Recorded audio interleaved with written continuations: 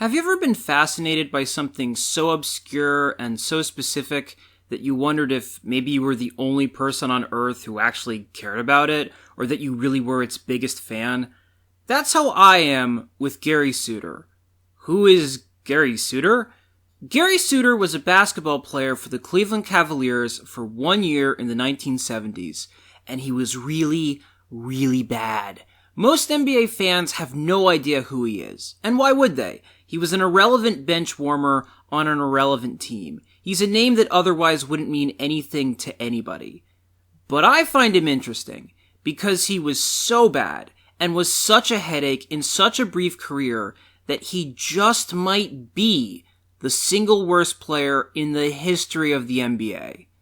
And I recognize that saying that immediately invites some skepticism because, let's face it, whenever anyone is ranking the worst players ever for any sport on the internet, it's almost always BS. Those lists usually consist of guys who played way too long or who were way too prominent to truly deserve being in that discussion.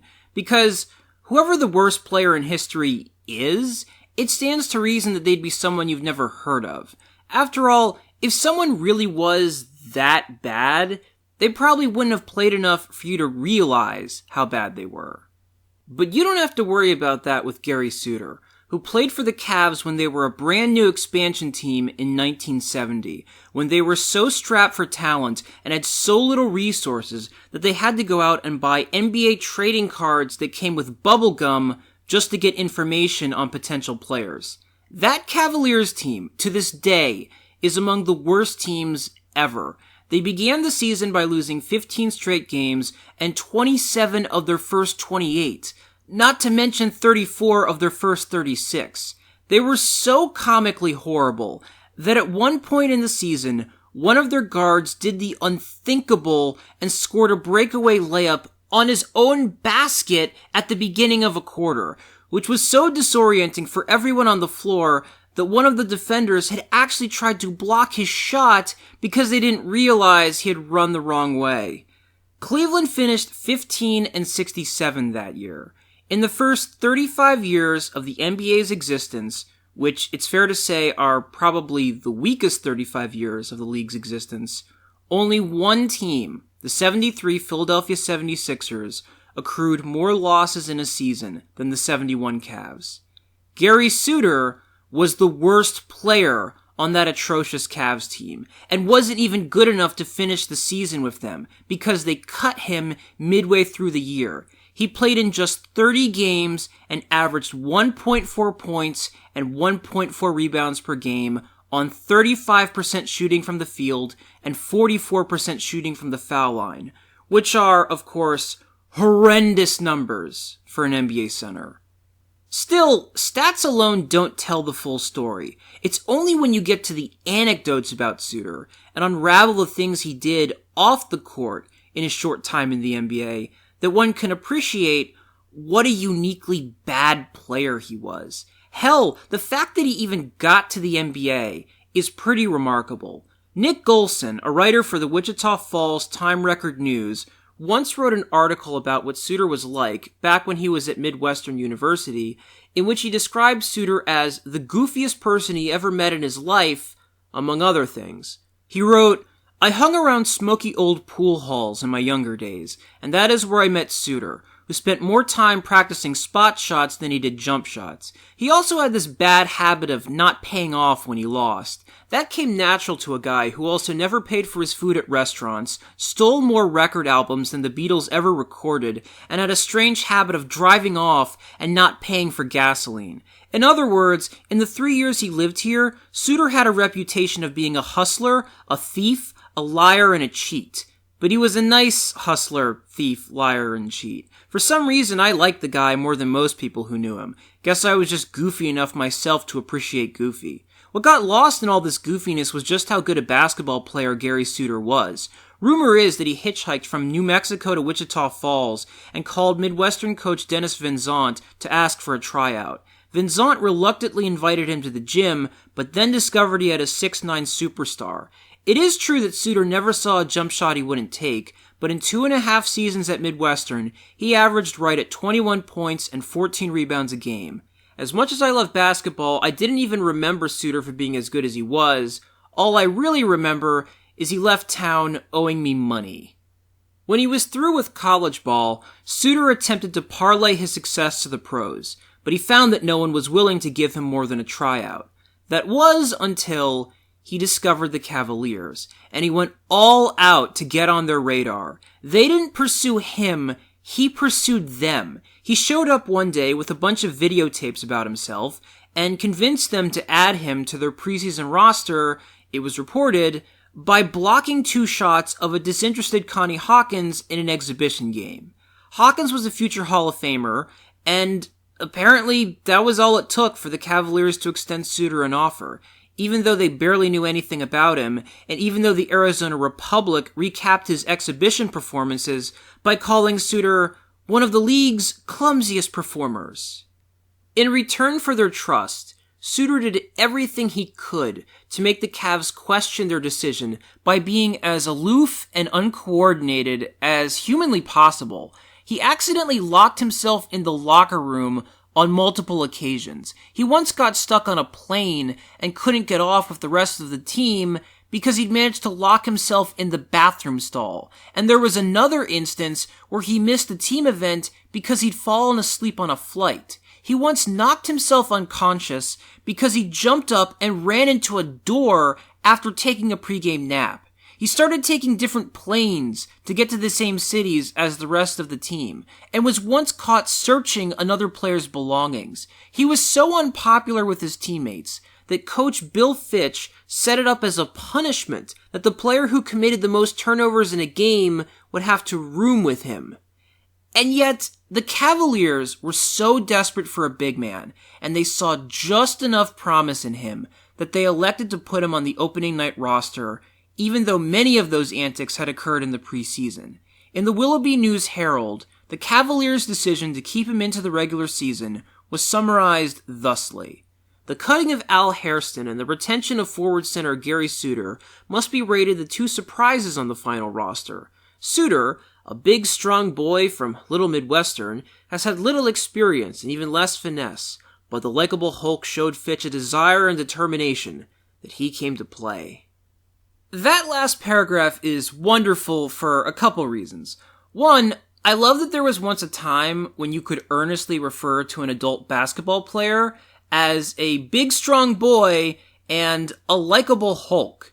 And 2, whatever desire Suter had to commit himself to Cleveland vanished the moment the season started. He didn't play much for the Cavs, but when he did, he had a tendency to audition himself to the other teams while he was on the floor. And he once whispered to Dolph Schayes, who was the coach of the Buffalo Braves, "Hey Dolph, need a good white forward?"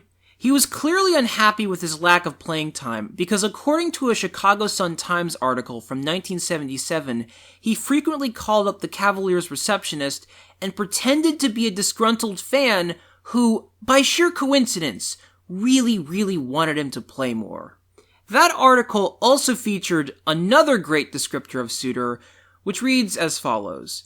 While Suter looked ideal for the NBA, 6'9", strong, white, it turned out he couldn't play basketball. He tried, though. He didn't do much to improve his game, but he was diligent to get on the floor anyway, in ways that are remarkable. So, as luck would have it, there was a funeral parlor right next to the Cavs stadium. And one day, Suter went in and told the director that one of his family members had died and that he was in the market for a casket, which was a total lie.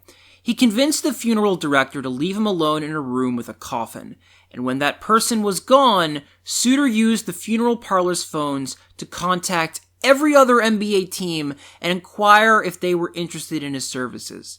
The Cavs only found out about this because someone from the funeral home showed up later to their office with a $700 phone bill that Suter had racked up. And then there's the ultimate Gary Suter story, the one that towers above the rest. It's a story that differs slightly depending on who you get it from. Some said it happened at the beginning of the year, or even during the preseason. Others said it happened later on. What is certain, though, is that it is by far the most frequently cited reason as to why the Cavaliers finally released him. It's a swan song so perfect and that works so well that I want to believe it occurred midway through the season, which is why I will now read an account of this transgression from Bob Dyer of the Akron Beacon Journal. Suter may well have been the worst player in Cavaliers history, Dyer wrote. His big chance finally came late in the season at a road game against Buffalo. He was truly an awful player, but the Cavaliers had sustained so many injuries that the coach finally wrote in his name as a starter. Just before tip-off, Fitch gathered the starters around to finalize their defensive assignments. He noticed that Suter was missing. The trainer was dispatched to the locker room to see whether he was locked inside again. He wasn't. The team's starting forward was finally discovered standing in front of a concession stand in full uniform with the hot dog in one hand and a beer in the other. After the game, Suter was cut. Even the Cavs had some pride. It's amazing. He never started a game, never played more than 14 minutes in a game. He finally got a chance to start, and he lost it and the rest of his career because he was buying a hot dog in the stands instead of being on the floor. It's glorious. Now, I do feel the need to point out that the final game Suter played in was against Milwaukee and not Buffalo, and that there's consensus that the hot dog incident occurred against Buffalo, which means that some of the specifics I just read might be apocryphal. But he did play in Buffalo 2 weeks before he was waived, and it's not impossible that he was cut then, but managed to talk his way out of it, because according to beat writer Bill Nichols, Suter was actually cut numerous times by the Cavs, so much so that his coach finally had to shove him down a flight of stairs in order to get the message across. In addition, a 1976 article from the Cincinnati Enquirer indicates that when the Cavs cut him, he simply refused to leave. Those addendums are also great, in part because they help corroborate the aftermath of the hot dog incident, which is even better. For you see, legend has it that when he got released, Suter decided that the least he could do was try to extract as much money from the Cavs as he could. So, he concocted one last scheme, which, naturally, involved him hiring a prostitute. This is again from Bob Dyer. When he came downtown the next morning to collect his travel pay, he stopped first at the Wine and Roses, which, during daylight hours, was a frequent hangout for ladies of the evening. Suter looked around the house and asked one of them whether she wanted to make $50. Not in the traditional manner, but by accompanying him to the Cavaliers' offices and posing as his wife. That way, he could collect extra per diem travel money for the previous road trip. Fitch came out of his second-floor office, looked at Suter, looked at the woman, and promptly shoved Suter down the stairs and back out onto Euclid Avenue. Cavaliers assistant Jim Lessig, who too had previously gotten fake fan calls from Suter at as late as 2 a.m., later said that Suter called his home every night after he was released, in a last-ditch effort to get his job back. It was to no avail, though, and Suter was forced to refocus his efforts. The result of those efforts was summarized in that Sun-Times article from earlier, and it's interesting to note that while Suter never played another second in the NBA, he did manage to coax other teams into letting him try out for them, which is an accomplishment in and of itself. According to the article, Suter went on to try out for virtually every professional basketball team extant, was cut at halftime of his first Eastern League game, and was last seen playing in Mexico. Northwestern's Tex Winter may claim the record for cutting Suter 4 times when Tex coached the Houston Rockets of the NBA. Winter finally wrote him a registered letter, "Don't come back." Again, all of that is great, and it would be a fitting end to the story of Gary Suter if that was the last anyone had ever heard of him. But alas, there is a final notable chapter to his life, and unfortunately, it's a morbid one. Unfortunately, his penchant for running scams and getting into trouble extended outside the world of basketball, and in 1982, one could argue that those vices finally caught up to him. On October 23rd of that year, Gary Suter was murdered in a secluded area of New Mexico by a man named Gary Hoxie, or Hoaxie. It turned out that Suter owed Hoxie $275 in gambling fees. Hoxie and another man had spotted Suter in a restaurant and had escorted him to the woods, where according to court documents, they got in an argument and Hoxie shot him to death with a .357 Magnum. A year later, Hoxie was sentenced to life in prison. Pretty grim stuff. It almost feels unfair to even mention his death here, especially since it dampens the mood of this video a bit. And yet, I do think it's worth pointing it out because it does accentuate what an unusual, bizarre presence he was, and how crazy it is that for a sliver of time, for the blink of an eye, this person was an NBA player. Normally, when you look at pro athletes who had poor careers, no matter how terrible they were, you still get the sense that they belonged there, that they paid their dues and reached those heights because their talent and their dedication made them worthy of it. With Gary Suter, you don't really get that with him. He comes off more as a used vacuum cleaner salesman who just happened to be in the basketball business because he was 6'9", back when that really meant something, and because there was at least one team out there that had so little depth and so little to lose that they were willing to take a chance on even him. Which brings me back to the thesis of this video.